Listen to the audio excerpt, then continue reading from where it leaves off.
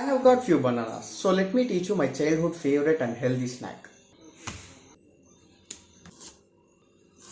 Peel your bananas. Now slice them thinly.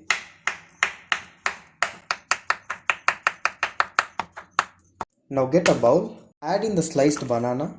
Now to this banana, add 1 glass of milk, 2 to 3 tablespoons of curd, 4 to 5 tablespoons of sugar, 1 to 2 tablespoons of melted ghee, and finally a small drizzle of honey.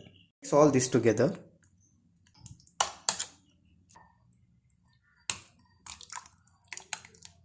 And now here we have it. So let's give this a taste.